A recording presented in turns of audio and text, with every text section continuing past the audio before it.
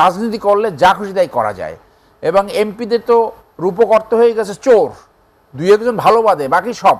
এত এমপি হতে চায় কেন? কারণ এমপি হইলেই আঙ্গুল ফুলে কলা গাছ হওয়া যায়, পাপুলের মতো টাকা চুরি করা যায়, বিদেশে টাকা পাচার করা যায়, কোনো জবাব দিতে নাই। এখন যে চ্যালেঞ্জ সেটা হলো যে মানুষ কার কথা বেশি বিশ্বাস করবে, এইটা কার কথা বিশ্বাস করবে। এরকম ইশতেহার আপনি সব জায়গায় দেখবেন। তবে 5ই আগস্টের যে আকাঙ্ক্ষা, সেই আকাঙ্ক্ষাটা হলো যে এমন একটি রাজনৈতিক ব্যবস্থাপনা যেখানে লুটেরাতন্ত্র থাকবে না, যেখানে ক্রোনি ক্যাপিটালিজম থাকবে না, যেখানে মাফিয়াতন্ত্র এবং লুটেরাতন্ত্র সৃষ্টি হবে না। অর্থাৎ রাজনৈতিক একটা এই যে 1.5 বছর 5 আগস্টের পরে একটা নতুন বাংলাদেশের স্বপ্ন দেখিয়েছিল, সেই গত 1.5 বছরে আপনি কি দেখতে পাচ্ছেন যে সুশাসনের কথা বললেন, দুর্নীতিমুক্ত একটা বাংলাদেশের কথা বললেন, সেই লক্ষণগুলো কি দেখতে পেয়েছেন কিনা এই দলগুলোর মধ্যে? কোনো লক্ষণ নাই, যেরকম ছিল সেরকম আছে। এবং 5ই আগস্টের পরে যেটা হয়েছে সব কিছু আরও ডেটোরেট করছে। আইনশৃঙ্খলা পরিস্থিতি, ঘুষ, দুর্নীতি, ট্রাফিক ব্যবস্থা, রাষ্ট্রীয় ব্যবস্থাপনা, পুলিশি ব্যবস্থা।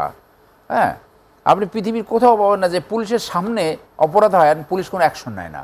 আপনি দেখেন যে সিম্পলি বাস ড্রাইভারদেরকে কেউ নিয়ন্ত্রণ করতে পারে না, যেখানে খুশি সেখানে বাস থামায়, প্যাসেঞ্জার নামায় এবং উঠায়।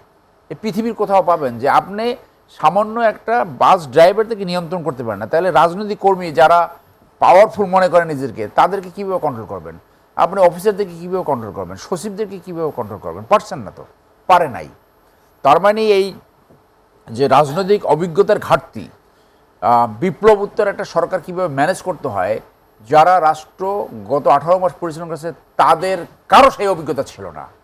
মানুষের ভিতরে এই দাবিও উঠতে পারে যে এই আকাঙ্ক্ষা পূরণ করতে ব্যর্থ হতে তাদেরও বিচার হওয়া উচিত, এই দাবিও ভবিষ্যতে উঠতে পারে। যার জন্য ন্যাচারালি এটা আসছে যে একটা ইলেকটেড গভর্নমেন্ট দরকার। সেই ইলেকটেড গভর্নমেন্ট এসে জন আকাঙ্ক্ষা ধারণ করবে কি করবে না সেটা তো সময় বলে দেবে। কিন্তু রাজনৈতিক দলের ভিতরে, বড় রাজনৈতিক দলগুলোর প্রতি তো তেমন কোনো সংস্কার হয় না। সবচেয়ে বড় সংস্কার দরকার ছিল রাজনৈতিক দলগুলোর ভিতরে, যে তারা গণতান্ত্রিক প্র্যাকটিস করবে। দলের ভিতরে বিশেষ করে দুর্নীতি বা চাঁদাবাজরা থাকতে পারবে না।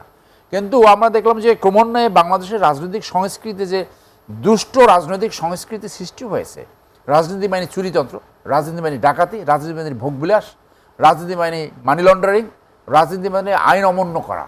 অর্থাৎ রাজনীতি করলে যা খুশি তাই করা যায়, এবং এমপিদের তো রূপকর্ত হয়ে গেছে চোর, দুই একজন ভালো বাদে বাকি সব। এত এমপি হতে চায় কেন? কারণ এমপি হইলেই আঙ্গুল ফুলে কলা গাছ হওয়া যায়, পাপুলের মতো টাকা চুরি করা যায়, বিদেশে টাকা পাচার করা যায়, কোনো জবাব দিতে নাই। এমপিদের মেইন কাজ কি? ল মেক করা, আইন প্রণয়ন করা। তারা সব স্থানীয় সরকারের যে কাজ, সেই কাজ তারা নেবে। তারা ব্রিজের এখন প্রতিশ্রুতি দিতেছে, রাস্তাঘাটের প্রতিশ্রুতি দিতেছে, এগুলো তো স্থানীয় সরকারের কাজ, অথবা রোডস অ্যান্ড হাইওয়ের কাজ, সেইটা না। সো এই ইশতেহারে মানুষ দেখবে যে বিশ্বাসযোগ্যতার জায়গায় কারা। হ্যাঁ, অনেকে বলছেন যে যে প্রচারণা হচ্ছে, আপনি ব্রিজ, কালভার্ট এগুলোর কথা বললেন, প্রতিশ্রুতির কথা বললেন, এবং এগুলো দেখে অনেকেই বলছে যে এটি একটি স্থানীয় সরকার নির্বাচন হচ্ছে। স্থানীয় সরকার নির্বাচন, সেই জন্য এই যে কনসেপ্ট যে ল মেকার্স, মেম্বার অফ পার্লামেন্ট, এই কনসেপ্টেই ভেঙে পড়ছে বাংলাদেশে। এরা যারা এমপি হতে যায় তারা কয়জন জানে সেটাও আমার সন্দেহ রয়েছে। এবং এরা যাই ওই একটা ট্যাক্স ফ্রি গাড়ি, একটা প্লট পাবে, রেড পাসপোর্ট পাবে, বিদেশে ঘুরবে, এইগুলোর জন্য ওখানে এত কম্পিটিশন কেন? এই বেনিফিটসগুলো যদি সরাইয়া শুধু ল মেকিংয়ে রাখতো, তাহলে কিন্তু ভালো মানুষকে পার্লামেন্টে আনা যেত। ভালো মানুষ যদি পার্লামেন্টে আনতো, তাহলে আইনের শাসন প্রতিষ্ঠায় সহায়ক হতো। তখন স্থানীয় সরকার তারা যদি চুরি করতো, সরকারি কর্মকর্তারা যদি করাপশন করে, তখন তারাই কিন্তু সেইটাকে কার্ভ করতে পারতো। একজন মানুষ আবার করাপশন নিয়ে কথা দেখবেন খুব কম, দুর্নীতি নিবারণ নিয়ে কথা খুব কম। অতএব আগামী নির্বাচন আমি মনে করি সবচেয়ে বড় চ্যালেঞ্জ হবে, মানুষ যদি এটা বিশ্বাস করে যে কারা এই চাঁদাবাজ মুক্ত। চাঁদা একটা বড় ফ্যাক্টরে দাঁড়িয়েছে। চাঁদা হয়েছে আপনার কমিশন, সব দিকে। এই ছোটোখাটো চাঁদা, গ্রামের ছোট চাঁদা থেকে কমিশন বাণিজ্য, বড় চাঁদা, হ্যাঁ, আপনার 1 টাকার জিনিস 10 টাকায় করা, বালিশ কাণ্ড, এগুলো সব আমরা জানি। এইগুলো তো কোনোভাবে বন্ধ করা যাচ্ছে না, কারণ রাজনৈতিক দলগুলো এগুলো প্রশ্রয় দেয়।